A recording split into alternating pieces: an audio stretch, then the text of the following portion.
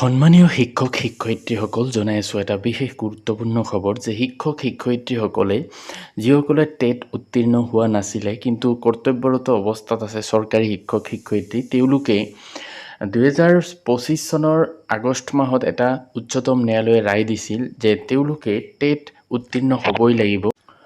অন্যথা যিসকল শিক্ষক শিক্ষয়িত্ৰীৰ কাৰ্যকাল 5 বছৰতকৈ কম আছে তেওঁলোকৰ কোনো ধৰণৰ পদোন্নতি নহয়, আৰু যিসকলৰ কাৰ্যকাল 5 বছৰতকৈ বেছি আছে তেওঁলোকে অব্যাহতি ল'ব লাগিব। তো সেই সম্পৰ্কে আজি 29 মে তাৰিখে এটা গুৰুত্বপূৰ্ণ ৰায় ওলাইছে উচ্চতম ন্যায়ালয়ৰ পৰা। তো আপোনালোকে শেষলৈকে ভিডিঅ'টো ভালকে চাব, তেতিয়া কথাখিনি সম্পূৰ্ণ বুজি পাব। তো এইটো চাব পাৰিছে, লিখিছে in a judgment the supreme court has extended the timeline for acquiring TET by another year from the current deadline coming in August 2027. That is, instead of August 31st, 2027, teachers have time till August 31, 2028. The judgment was delivered in a series of review petitions by a bench headed by Justice Dipankar Datta reports. অৰ্থাৎ ইয়াত লিখিছে যে এই এটা ৰায়ত উচ্চতম ন্যায়ালয়ে supreme কোৰ্টে TET লাভ কৰাৰ সময়সীমা বৰ্তমানৰ শেষ তাৰিখৰ পৰা আৰু 1 বছৰ বৃদ্ধি কৰিছে। অৰ্থাৎ যিটো 31 আগষ্ট 2027 আছিলে, এতিয়া সেইটো শিক্ষকসকলে 31 আগষ্ট 2028 লৈকে সময়সীমা বঢ়াই দিছে।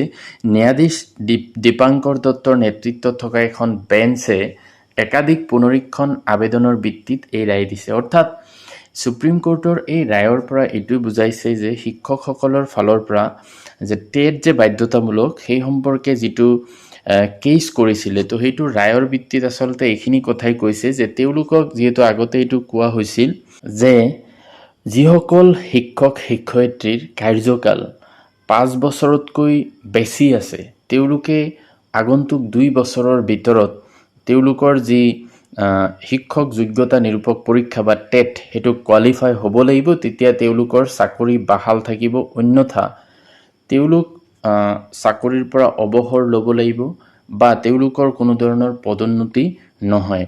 তো সেই ৰায়ৰ ভিত্তিত আচলতে সুপ্ৰিম কোৰ্টত যি কেছ কৰিছিলে তাৰ আবেদনৰ ভিত্তিতে এইটো ৰায় দিছে যে সময়সীমা 1 বছৰ বৃদ্ধি কৰিছে, কিন্তু এই টেট লাগিব নে নালাগিব সেই সম্পৰ্কে চূড়ান্তভাৱে এতিয়াও সন্মানীয় সুপ্ৰিম কোৰ্টে কোনো ধৰণৰ ৰায় দিয়া নাই, সেইটো আগন্তুক সময়ত দিব।